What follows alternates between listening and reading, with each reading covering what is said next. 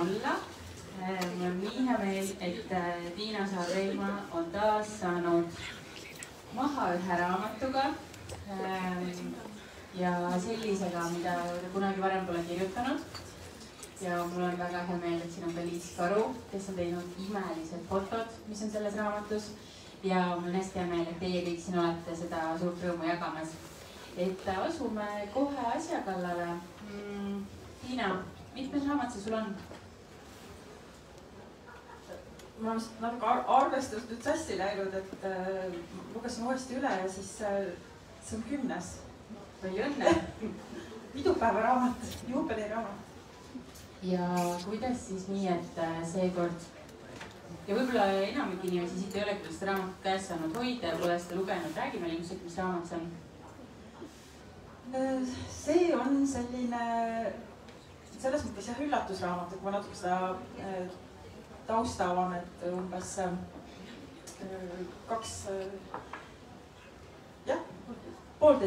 aastat tagasi siis suvel täiesti erinevate asjaolude kokkulangevusel sattusin Eija Uusi kirjutamistaabrisse või sellisesse jah, see oli natuke rohkem kui laager, et see oli selline segu sabusauna sõsaratest ja iseendasse vaatamisest, aga kuidagi sealt sai see tõuge mingis mõttes. Et ma enne olin pidanud küll ennast selliseks kirglikuks kirjutajaks mingis mõttes, et kui mul on teemad, mis mind paeluvad, et siis ma ikkagi leian kuidagi viisi, kas neid ajakirjanduslikult käsitleda või siis aimekirjandust olen ju avaldanud. Aga kuidagi jah, see oli selline üsna intiimne formaat meil seal, et siis kõigepealt tõukusin siis luuletajana seal, tulin kapist välja ja siis see teekond kuidagi niimoodi jätkus. Nii et ma endalegi ootamatult avastasin, et mulle täitsa meeldib kinni püüda selliseid lugusid, mis ei olegi võib-olla nagu lood, aga nad on rohkem sellised nagu foto. Et on mingisugune hetk ja tegelikult selles hetkes fotodel ka on ju nii, et midagi on alati kaadri taga, mida sa ei näe. Ja midagi jääb pildilt välja, võib-olla mis on ka oluline ja mõjutab, aga me ei saa sellest kunagi teada ja võib-olla me ei saa päriselt teada, mida need tegelased seal fotol tundsid ka. Aga et kuidagi ma sain aru, et ma äkki oskangi neid pilte kuidagi siis avada ja lugude jutustamisega on mul endal säärane ajalugu, et mu ema väga armastas neid ja selline teatri taust, nagu tal oli, näitleja ja lavastaja, et siis see oli meie jaoks selline hästi loomulik viis meie kodus ka, et lugusid alati räägiti. Ja kui midagi juhtus, midagi läks väga-väga metsa, siis ema rääkis sellest loo. Kõigidest oma ebaõnnestumistest räägiti alati lugusid. Lihtsalt, mis seal ühel hetkel juhtus, et kui ma siis olin juba psühholoogi radu käimas, siis ma avastasin, et võib-olla lapsena mõned lood, mis olid jutustatud, olid küll väga kirkad ja värvilised, näiteks ka minu kohta. Sealt raamatustki leiab ühe rohelise kikli loo, kus ma kuidagi väga väiksena jäin liiga pikaks ajaks üksi koju ja jäin ikkagi ellu. Aga õde naerab siin praegu ja sain ühe kantseldamisega hakkama. Aga ema hiljem jutustas sellest sellist lugu, et nagu ma oleks ka Pipi Piksuk, selline kangelane. Ja alles hiljem, kui ma siis psühholoogia vallas olin, siis ma sain aru, et oi issand, et kui palju mingid hirme ja ka üksindust ja õõva ma olin endast tegelikult ära ka peitnud, sest et sellel ei olnud enam ruumi. Et nüüd oli see lugu, see oli teatud mõttes nagu konserv ja seda räägiti üha. Nii et ma arvan, et see on ka minu uuesti sünnilugu, see raamat, et ma justkui läbi mingite piltide, see ei ole kindlasti, ei pretendeeri dokumentalistikale, aga ma hakkasin siis vaatama, et mis need fotod tegelikult on. Et nüüd võib lubada kõike. Ja kuidagi selline uuesti sünd siis lugude jutustamise teel on see peamiselt. Nii et siia on siis kokku kinni püütud veerandsada lugu. mis vist võtab kogu elu kokku, ma arvan. Ja siin raamatu taga on kirjutatud, et need võivad olla lood päris elust, nad võivad ka olla väljamõeldised, aga sa praegu nagu vihjasid, et nad pigem on sinu oma eluloolised. Ma olen ikka inspiratsiooni suuresti saanud, aga miks ma ütlen ka, et see ei ole kindlasti dokumentaristika, et esiteks ma ei usaldaks oma mälu nii hästi, et see just kõik täpselt nii nüüd juhtus. Aga võib-olla ongi, et on mingi tundmus, mingi õppetund, mingid pildid, mis on lihtsalt nagu kokku sulanud, et sellepärast võiks öelda, et on sama hästi selline maagiline realism. Et võib-olla armsad inimesed minu elust, kes midagi kuskilt lugudest ära tunnevad, võivad natuke kolmukordselt oota, kas see nüüd tõesti oli päris sedasi, et siis ei pidanudki olema, mõte ei ole, jah. Ja nad ei ole ka ainult minust, et ilmselt see töö inimestega, mida ma väga-väga armastan, on kuidagi toonud mulle sellise kuidagi maailma mu õuele, et ma üleüldse ma väga huvitun ju inimese hingest ja olemisest, et suure tõenäosusega on sinna kõike seda ka niimoodi sisse pudenenud, kas teadlikult või kogemata.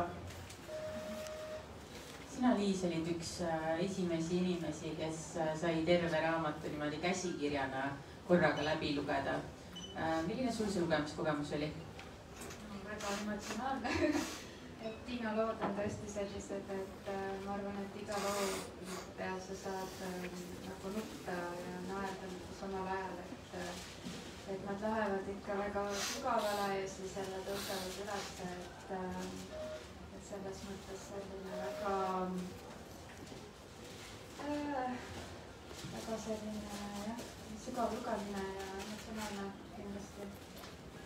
Ja huvitav, et ma täna lugesin ka ju uuesti üks üle nagu tekste, et ma ikkagi tuleb jälle midagi üles, midagi uut või mingi uue nurga, et jah, et nende hinge nagu sa ütlesid, neid hinge erinevaid soppe ja seda psühholoogiat on seal sees, aga samal ajal need lood iseenesest on niivõrd nad on ka nagu põnevad ja seikluslikud, et neid võib ka lihtsalt lugeda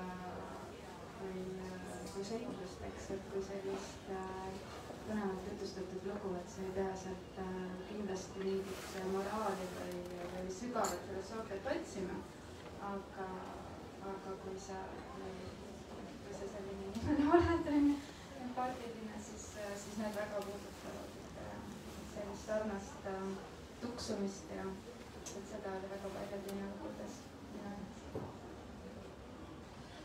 Mina sain neid esimesi lugusid lugeda 1,5 aastat tagasi, kui Tiina hakkas meil loo kirjutamise grupis igal nädalal kirjutame ühe loo ja mul on nüüd käinud seal loo kirjutamises 150 inimest äkki.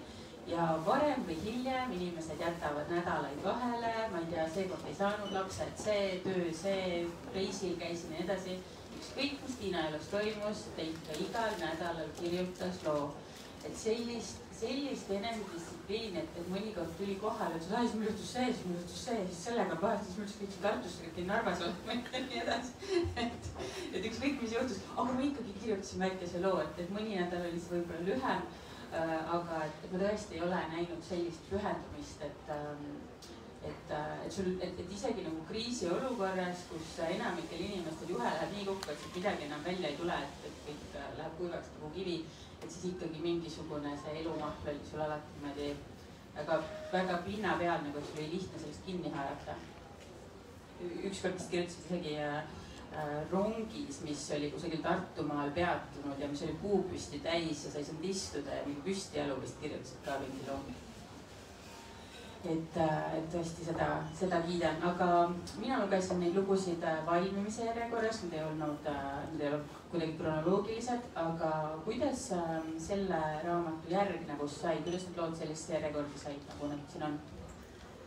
No võib-olla see väike taustalugu on see, et imearmas Eija on siis selle suvel ilmunud luulekogu, kas ma ütlesin Moonit toimetaja ja kuna niimoodi nagu sellist ilukirjandust, täiskasvanutele suunatud ilukirjandust mul oli esimest korda võimalik avaldada siis juba see koostöö tegi mind väga elevaks, aga siis kui selgus, et kas nüüd siis sellega ka tuleksime sinuga ja siis selgus, et võib-olla kõike on nagu hetkes palju ja Anett Kontavent vajas tähelepanu ja nii, et siis tuli jah mõte, et kas me siis piiluks nagu teistsugust koostööformaati ja ma ei tea, see on mul selline huvitav kogemus, et mina ei teadnud, et toimetaja vahetamine on nagu günekoloogi vahetamine, et sa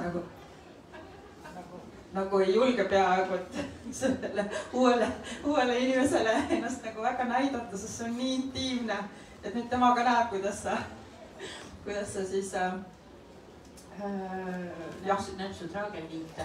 Jah, ja kõike, et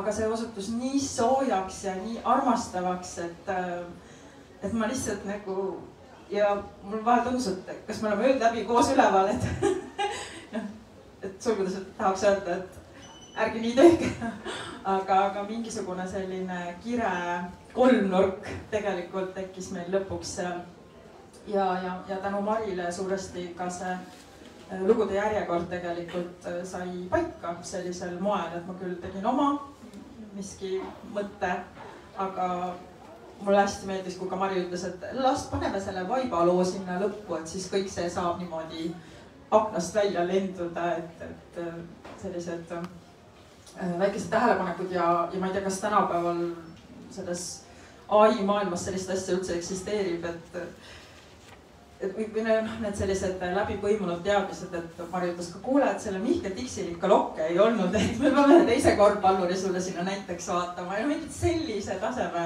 asjad, et lihtsalt vapustav, aga jah, loo järjekord siis ka, lugude järjekord on Mariga koos läbi süngitud ja siis tegelikult juba siis ka selle fotode lugu hakkas seal kõrval siis kulgema. Räägi sellest fotode loost ka, et minul on olnud rõõm nüüd neid lugusid lugeda raamatuna ja olen siin ahhetanud, kui palju need pildid, nagu täpselt õiged pildid õigetes kohtades juurde annavad. Aitäh Tiinale kõigepealt, et ta usaldas nagu neid pilte ja et selles mõttes need pildid ei ole ju otsesed illustratsioonid, eks, et nad on ikkagi metafoorid, et võib-olla see, mida mina nendes fotodes nagu nende valikul lähtusin, oli see seisund ikkagi, et püüda seda Tiina loo seda seisundit ja leida midagi siis enda fotokunstis sarnast sinna kõrvale, et mõned pildid küll on võib-olla mingi selgema või otsesema kujutisega sellele loole või mõned detailile selles loos, aga et üldiselt jah, et ma kuidagi siis proosin seda valikut teha ja sinna seiskuda jääda, ja võib-olla mingisugune selline kujunduslikus mõttes ka mingisugune värvigamma kujunes välja, eks, et selline helguse ja tumeduse vaheldumine nendes piltides, nagu ka mulle tundub, nagu ka Tiina lugudes on, et vahepeal on ikkagi väga tume, et kuidagi see sügavuse, tumeduse tunnetus, ma tunnen, et võib-olla meil on sarnane, eks, et aga siis see soov ikkagi ja igatsus selle helguse ja tõstetuse ja selle valguse ja kerguse järgi, et mingi selline üldistatum meeleolu äkki. Aga kas ma võin lisada siia, et meie koostöö, meil on teine koostöö, eks ole, Moonidega tulime ju sellest trios siin, aga siis ma esimest korda ikkagi kohtusin Liisiga ja sina vist viisid meid kokku, jah? Ja siis ka rääkisin, et kuidas ma siis kujutan neid moone ette ja siis Liis ilusti ütles, et no mina olen rohkem ikka selline sensuaalne kujundaja ja siis mina palusin, et kas saaks raju sensuaalmise. Et ma arvan, sellega me oleme täiesti raju sensuaalseks saanud. Ja kuidas valisid selle kogu pealkirja? Jaa, ma ei tea, kas minu pealkirja ristiema on ka siin, aga tegelikult siis meil oli teine mõte, meil oli vist mitu teist mõtet, et kuidagi oli sellist, esiteks kohtumised oli ju töö pealkiri, mis Kulkale sai ühel hetkel suvel saadetud ja ja kuidagi kohtumised iseenesest tundus mulle hästi aus, et ongi, et läbi kohtumise me võime kuidagi rikastuda, valgustuda, avastada midagi, et päris kohtumist me ei ole kunagi enam see, kes me olime enne. Et kui me läheme avatud meelega kuidagi oma avali hingega, et siis ja lubame ennast puudutada, et siis see päriselt alati juhtub ka. Et selles mõttes mulle nagu iseenesest ta meeldis, aga siis kuidagi saime aru, et ikkagi vist on üsna tehniline sellisel juhul ja siis oli jah, seal kuud ja öövarjudeid oli palju, aga tegelikult ta on nüüd küll ühe, kas siis tohib öelda nimiloo, aga ta on siis ühe loo pealkiri.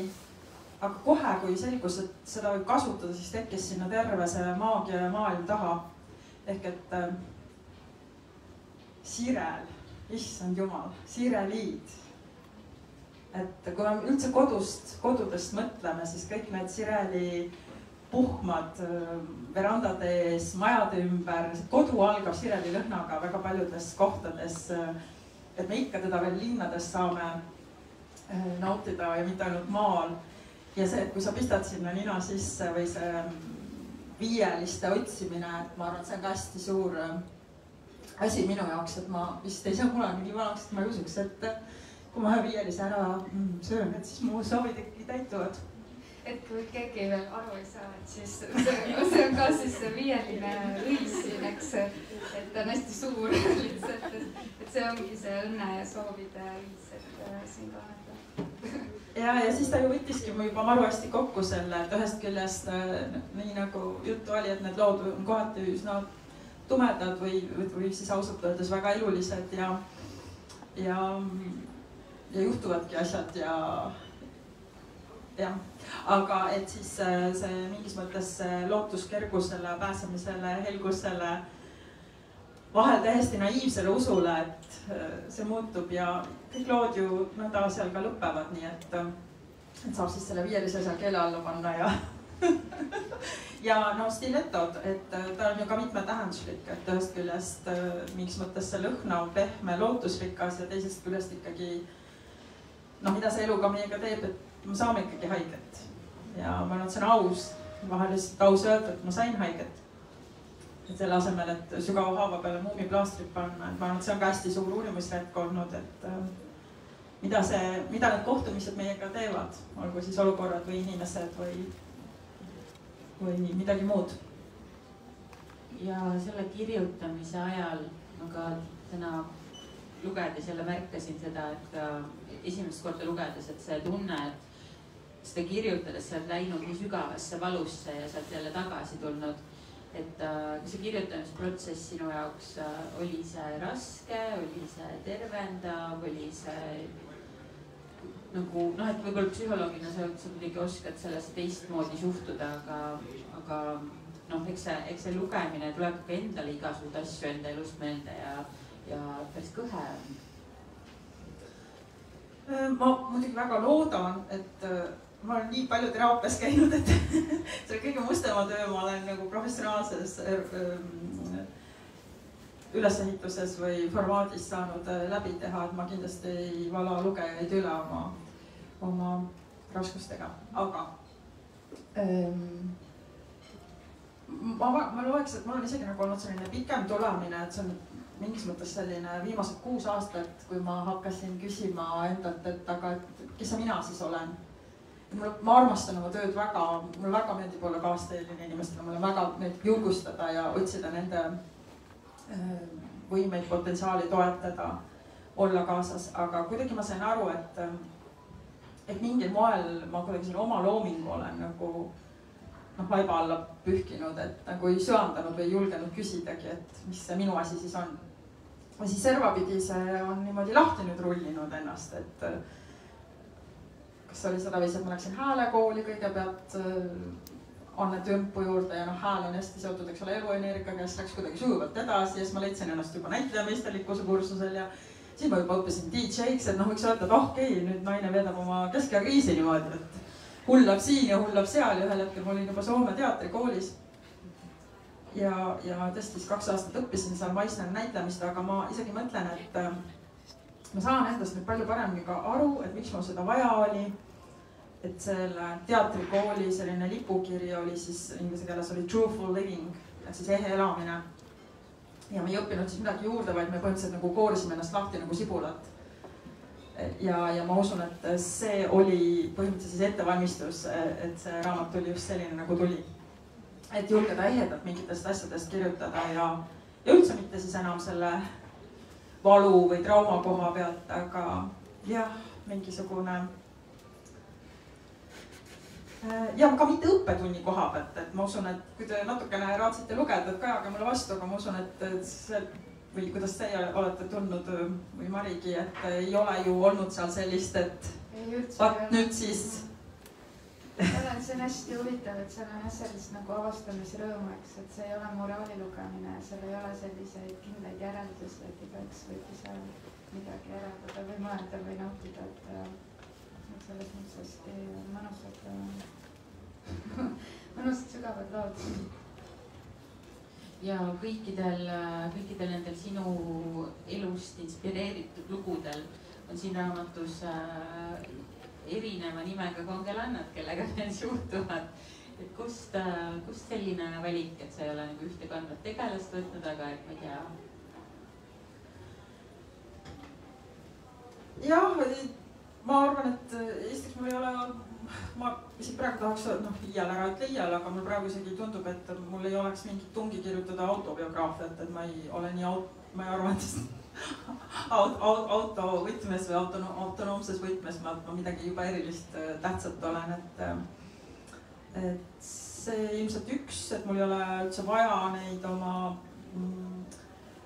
tähelepanekuid ja kogemusi endaga ja kuidagi see andis ka mingi vabaduse, et ongi inimesed ja see andis mulle selle maagilise realismi ruumi, et ma sain sinna juurde tuua hoopis mingeid nüansse, mis ma ei tea, kas oli üldse nii.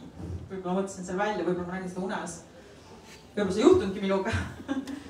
Et jah, see ja me olime veel eriti mässajad, et meil on seal kõik, meil on seal ilma jutumärkideta ja jutuvärkidega, nii et ma usun, me ikka terve elu sinna kokku püüdsime, et seal on sünnist surmani ja absoluutselt kõike. Sensuaalsust ja seksi ja loomingut ja elu ja kes armastab reisikirju, leiab sealt ka mingeid sääraseid seiklusi, et pigem jah, selline külluse raamat. Külluslik, jah, see ma mõtlesin ka see sama. Kas see, et välimuselt siis see raamat on moonidega nii õde, kas see oli nagu, sai see mingiks otsuseks, et teeme nagu nad sugulusse? No natuke võib-olla jah, et ühe autori raamat, et võiks ju hoida nagu mingit joont, et kuidagi see, et luule on ka väga isiklik, et need miniatuurid on ikkagi ka kuidagi selline jätk, on isiklike lugude jätk ja siis õis, nagu Tiina ütles, alguses olid ju pealkirja valikud teised, et ei olnud kohe see õie idee, et see element oleks olnud ka võinud vabalt mingi muu asi olla. Aga tuli siis see sirenet ja siis muidugi täiesti ideaalne element minu arust, et tal on nii palju tähendusi. Nagu lilledel ikka, lilledel ongi palju tähendusi. Selle kogu väljaandmist on toetanud Eesti Kultuurkapital. Aitäh, Eesti Kultuurkapital. Tiina, mida sulle see tähendab, selline nagu institutsionaalne õnnistus või et kas see on lihtsalt nagu tore, et rahaliselt on keegi üle alla pannud või tunned sa siin ka sellist nagu mingit suuremat heakskiitu või kuidas sa paneb sind tundma? Ja mul kohe tuleb meelde see, mida sina ütlesid luulekogu väljaandmise eel, et mõtle hästi nüüd läbi, kellele sa tahad seda teha. Et kas sa teed seda enda pärast, kas sa tahad jagada või sa tahad autoriteetide heakskiitu. Ja tookord see oli lihtsalt, vahepeal on see, et hea küsimus on palju parem kui vastus, keskpärane vastus, eks. Ja see küsimus oli nii oluline mulle ja ma sain aru, et jah, ma olen vist jõudnud sinna kohta, et ma tahan lihtsalt jagada, et see ei ole enam nüüd nii hirmus oluline, et mida ma varem olen väga palju otsinud ikkagi seda, ikka ju tahad, ma olen seda ka vist kunagi öelnud, et ega siis praegu me ka näeme, et kirjastamine ja raamatute väljaandmine ei ole ju defitsiit. Noh, igaüks tegelikult ju, kes vähegi soovib ja tahab ja tal on midagi enda arvates öelda, iseenesest saab seda teha, saab oma kulukirjadega, saab toetusega, et see ei ole, et ma ka nagu hästi pikka aega mõtlesin, et jah, ma võiksin, aga kas ma ka päriselt tohin. Et minu jaoks on see hästi suur, ma ei oskagi öelda, mille küsimus, nagu mingi pieteeditunde küsimus, et ma ikkagi võtan ruumi. Ma võtan ruumi oma sõnadega, ma võtan tükid inimeste elust, nende parimad aastad, et kas ma päriselt tohin, et kas see on nagu seda väärt, eks. Ja selles mõttes mulle on oluline, et kui on seal see filter, et inimesed, kes on oma alal kirglikud, asjatundjad, rohkem näinud ja siis nemad ikkagi ütlevad, et jah. See on väärt meie paberit ja meie raamaturiiulitel ruumi ja aega. Ja siis suur tänu Urmas Lennukile, kes siis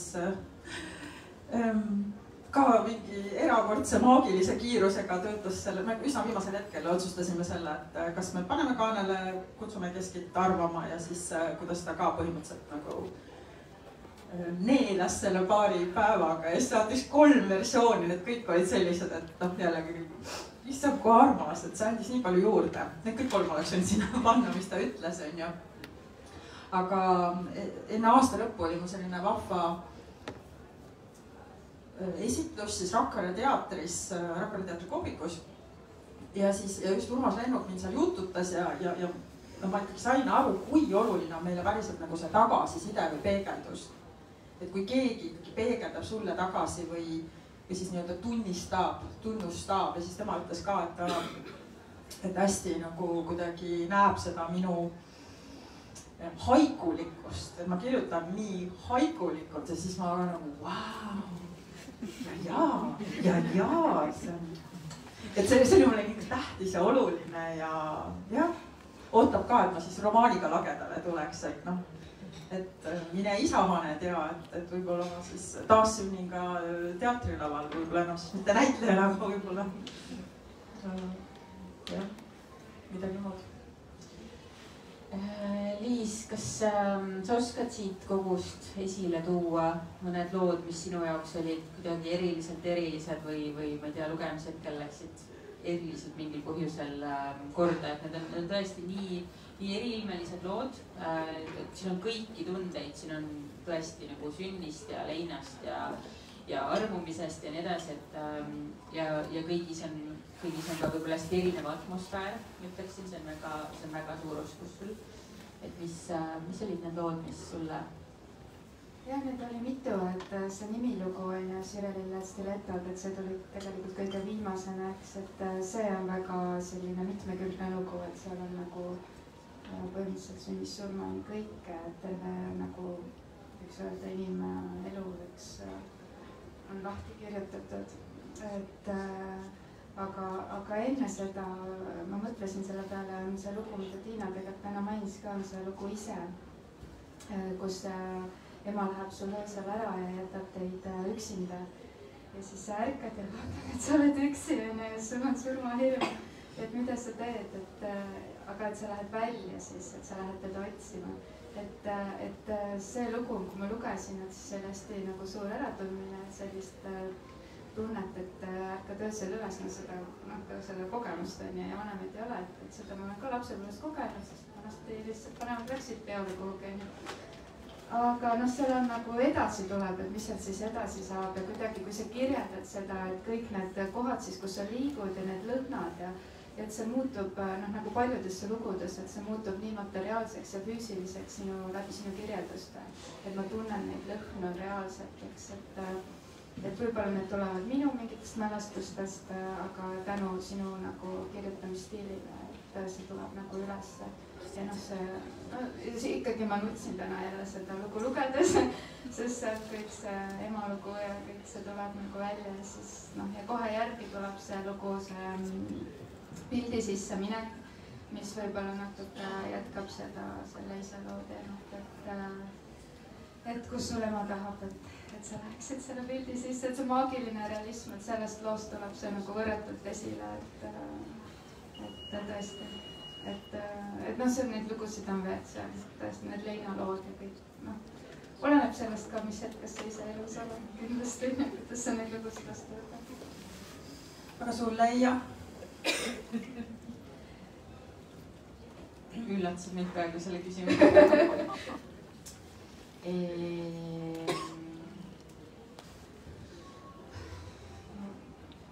No mitte vist nagu selle 1,5 aasta jooksul või aasta jooksul, kui sa neid kirjutasid, vist iga nädal suutsid mul jälle nagu selle vaiba jalge alt ära tõmmata, et jälle tuli mingeid uusi varjundeid, mida ma ei oodanud, et mingil hetkel juba nagu sain selgeks, et mis umbes see raamistik on ja siis tuleb välja, et see on see raam, mis ma arvasin, aga see on see tegelik raam. Et sellist piiride laiendamist oli minu jaoks kogu aeg, et jah, üllatasid vahepeal huumoriga ja vahepeal jälle nagu mingi väga ootamatute iludega. Aga sulle, Tiina? Kas me mõtlesime lugeda Kaminskit või? Jah. Vaatan, kes siin kohal on, mida peaks valima siit. Ma vahepeal tahtsin küsida, et kas su pere on lugenud seda raamatut? Pere? Jaa, ma olen osasid lugusid ette lugenud. Minu pere koosneb minu abikaasast ja meie ühisest kambaga on meil siis 4 last, kes ei olegi enam, kõik on juba täiskasvanud tegelikult, et jah, me oleme neid moel või teisel jaganud, kes rohkem, kes vähem siis on saanud osa. Aga mis sa küsid seda? Et kuidagi see, mis sa ütlesid selle intiimsuse kohta, et isegi, et see loo kirjutajate grupp on väga intiimne ja uue toimetajaga töö on väga intiimne, et mõnikord on selliseid lugusid võõrastele välja anda kõige lihtsam, et kui võõras inimene loeb seda ilma kontekstita, aga et inimesed, kes on sulle kõige lähemad, et mainisid ka õde, et siis mõnikord on suurem hirm nagu lähedastel anda lugeda mingisuguseid asju, mida võõrale annaksid. Palun, siin on nüüd natuke, võta. Jah, tõsi, et siis mul on võib-olla mu lähedastega ka vedanud, ma arvan, et esiteks mina olen hästi armastavalt ja tundlikult need lood võtnud, mis ka kuidagi servapidi puudutavad teisi. Hästi armastavalt neid nagu hoidnud nagu neid purunevaid jõuluehteid. Ja, et ma loodan, et see teeb armastust juurde, et see liikumine on armastuse poole, mitte ei peaks kedagi nagu kuidagi kas siis mingeid haavakesi või mingeid valusi sealt lahti katsima. Et mõne, jah, võin küll öelda, et mõne, ka selle nimilooga ma tegelikult ikkagi hästi küsisin peegeldust ja luba. Ja luba, ja, et tegelikult nii ongi. Et jah. Nii siis. Aga ma ei teagi, me oleme siin rääkinud sellest sügavusest ja sellest, aga äkki mul on nüüd teistsuguse teksti hoopis, jah. Seda meeleolu natukene siin tõsta või kuidagi. Ma hakkan Tõnu Õnnepalu Piiririiki lugema ja 22. leheküljel meenub, et homme on edasi artikli tähtaeg. Ma kirjutan artiklit ja helistab töökaaslane pakilise küsimusega. Ma räägin töökaaslasega ja näen silmanurgast, et pooled on saanud mureliku sõnumi Messengeri. Ma hakkan sõnumile vastama ja meenub, et mul jäi reedese konverentsi piletit maksmata. Ma teen ülekannet ja kuulen, et kuskil nutab kass. Ma otsin kassi ja lähen kassi ja kui ma kassi üles leian, annan talle süüa. Meenub, et Tõnu raamat jäi olulise koha pealt pooleli, kus midagi söödi. Mu käsi haarab raamatu järele, kuid juba meenub, et pean valmistama ette webinari presentatsiooni. Presentatsiooni jaoks ideid otsides kaotan ennast lõplikult ära e-kirjade, kaustade, linkide, autorite rägastikku.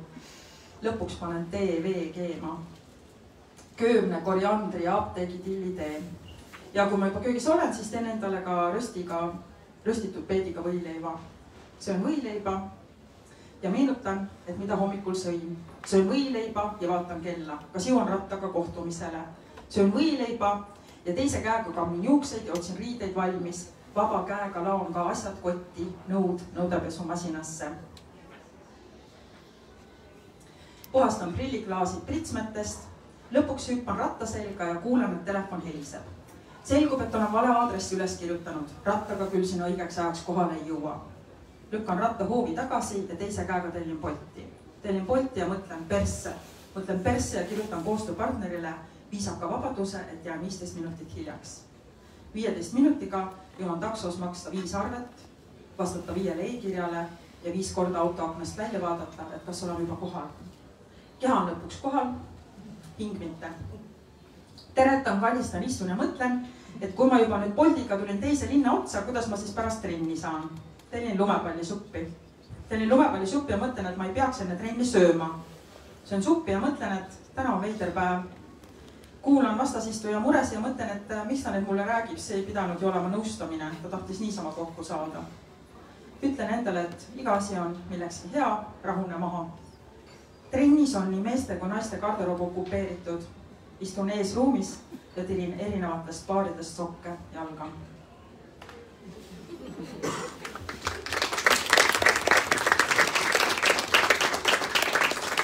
Mis ma endale nii nalja teeb praegu. Kas te tundsite midagi ära?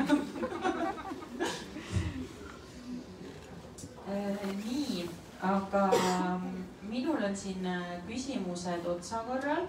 Kas äkki publikust keegi tahab ka midagi küsida, sest teie ei ole veel seda raamatut lugenud. Võib-olla oli see käsi või? Et võib-olla kellelgi on tekkinud mõni küsimus siiani. Aga senikaua, kuni publik mõtleb, teil on 2 minutit aega mõelda, siis Tiina, sulle ikka veel õhus see küsimus, et kas sinu jaoks mõni lugu on siin kuidagi erilisem või nagu mingi loo kirjutamise kogemus erilisem või on mingi, mis on sinu jaoks või need on kõik ühtemoodi igaüks kalliskivi? Võib-olla eripärane on see, et kõik see osa lugudest, ma arvan, et on umbes 7, mis on sellise väikese inimese elu kulgemised, et need võib-olla mingis mõttes minu peas ongi nagu hästi sellised fotod, pimikus ilmutatud fotod, eks, mida ma siis hakkasin uuel moel kuidagi vaatama ja lahti kirjutama. Samas näiteks mingisugused värskemad sündmused, mis kuidagi mu ellu on sisse triiminud viimastel aegadel, näiteks seal on üks isateemalised asjad, et need võib-olla nende kirjutamine tegi minu endaga ka midagi, et see on üks lugu, et ma ei tea, kas ma olen rohkem isalaps või emalaps, et näiteks see, sõitsin täna Tartu bussiga tagasi, siis lugesin seda, siis teie kirjutas, et nii lugege nüüd, vaata, mida sa tahad ette lugeda, siis ma lugesin ja see, kus lugu lõpeb, mis selle nimi siis nüüd on, kes mulle ütleb? See vanemate lugu siin, et viimane kord peaks olema vist või?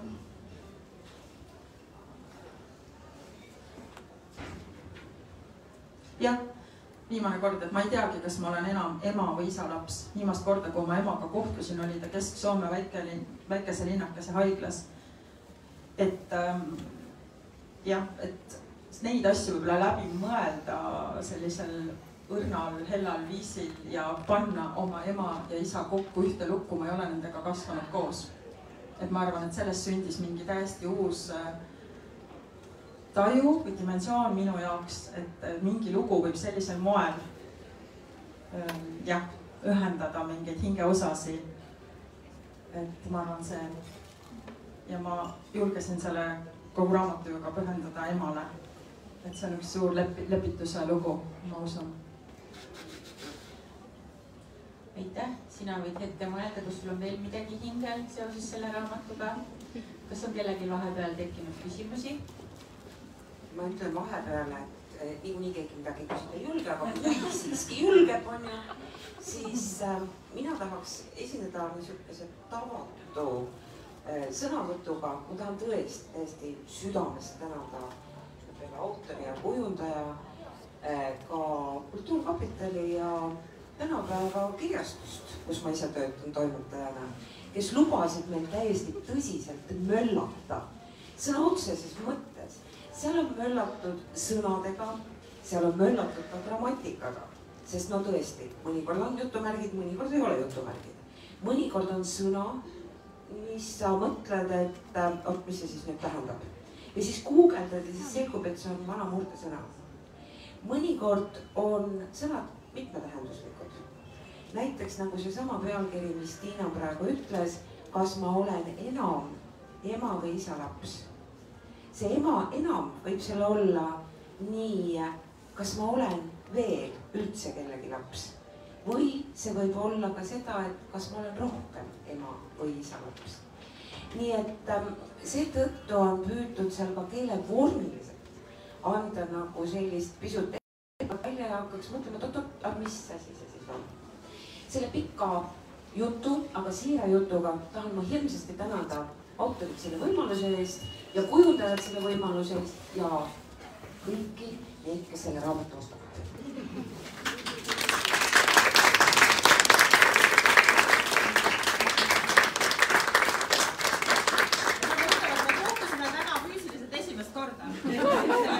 Toimetaja günekoloogiga.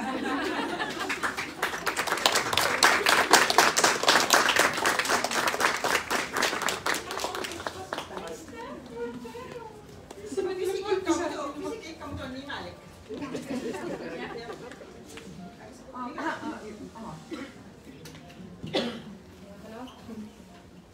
Mis kuuled? Lähemale nii, okei. Ei, lihtsalt oli selline mõte, et kui sa oled looja, sa kirjutasid, lõid need lood ja siis mingil momendil sul on see tähtaeg, sa saadad kõik need oma lood ära ja kas kunagi võib tulla selline tunne lihtsalt meelde, et istud näiteks vannis õhtul ja siis mõtled, hei, aga tegelikult see lugu oleks hoopis võinud niimoodi lõppeda, nagu teistmoodi. Et noh, ma nagu seda tahan öelda, et kui sa lood selle asja saadad minevat, kas siis tuleb kunagi, hei, et aga see oleks niiviisi võinud üldse olla või aga miks ma niiviisi ei kirjutanud, kas kunagi võib kirjanikul selline mõte pähe tulla, ma ei tea, sest kirjanikul kindlasti võib. Aga mina luban endal, me juba leppisime kokku täna, Mari ütles, et nii, kas sa oled rahul, ütle ausalt ja siis ma ütlesin jah. Ja ma praegu küll olen, selle nimi on vist autori surm, jah, öeldakse jah. Nüüd on ta väljas, beebi on sündinud, palun. Sa ei saa enam midagi. Tunnistage seda. Jah. Ja see on ka ju väga suur oskus, väga suur anne, väga suur osa ka võib-olla kirjanikuks olemisest, et sa saadki aru, et nüüd see on valmis ja enam ma ei torgi seda. Et seda mõni meist 17 aastat torgib ühte teksti ja ainult hullemaks läheb. Kas on veel küsimusi?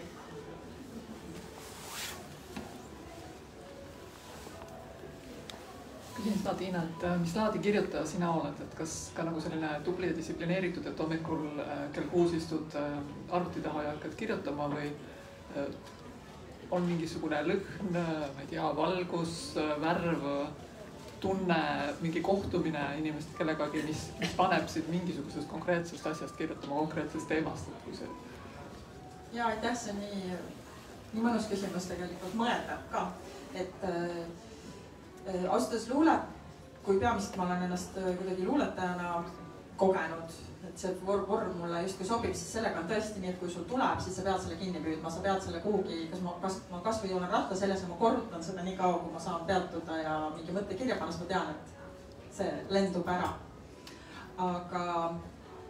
Aga ütleme, seda sorti kirjutamisega ma avastasin väga huvitavaid asju. Ma poleks iial uskunud, et ma olen nii distsiplineeritud, et ma lähen sinna Eia laagrisse, siis Eia ütleb, et nii ja nüüd lähete 15 minutit kirjutada sel teemal. Ja see on hoopis tohutu inspireeriv, et sul on see ajaraam. Et see on mul olnud üllatus, et ma suudan niimoodi aja peale ja justkui teemasse kirjutada, kui vaja. Aga muus mõttes see on ka vist mul olnud alati omane, et ma võin kirjutada nii, et ümberringi sajab pussnuge ja valgeid hiiri ja lihtsalt olen selles oma teemas ja siis, kui sa saad juba lainele, praegu ma pussin romaaniga, et siis selleks hakkab nagu selline, tead, kui sa oled armunud, et sa igal hetkel tahad seda oma armastatud nagu kogeda, et siis põgened jälle temaga ära ja et noh, et see himu või see iha läheb nii suureks, et siis sa tahad seda teha. aga jah, võib-olla mitte päris see, et ma hommikul esimese asjana ärkan ja noh, kuigi meil on ju soovitatud, et ja ma väga soovin, et see jääks nii, et ma ei valiks loomiseks seda kõige viimast aega, kui tööd on tehtud, lapsed toetatud, abikaasa armastatud ja siis see kõige vähesem või pisukesem aeg, et aga kui see on see, ma kasutan ka selle ära. kas on veel küsimusi? kui ei ole, siis me palume teid siia lauda. ma tahtsin ka tänada, oota. Läheb minema üldsegi?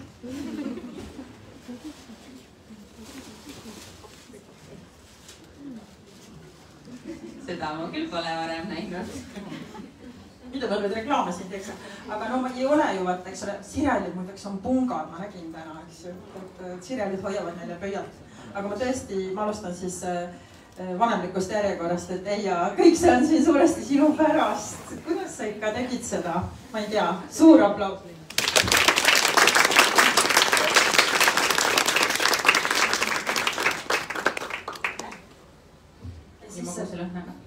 ja siis teiseks minu loomemaailma ristanud inimene, armas Liis, raju sensuaalne kunstnik.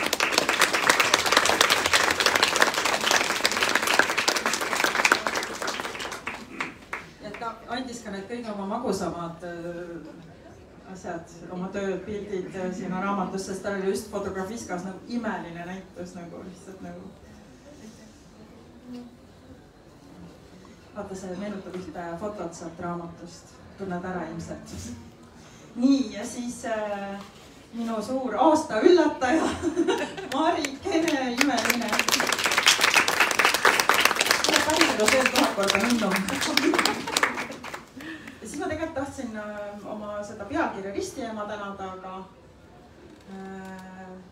ei ole vist teda mul siin, seega ühesõnaga.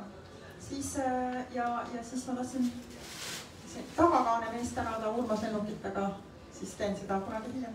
seega ja ametlik osa on läbi, mis sa ütlesid, mis me pidime tegema? jah, et siis palun sinna söögi- ja joogilauda, ma eeldan, et see on siin selle ürituse puhul. ja küllus jätkub nüüd seal, et ja siis me teeme kohe siia laua peale ruumi, et saate tulla autogrammi küsima. ja ilusat õhtu jätku kõigile. aitäh sulle!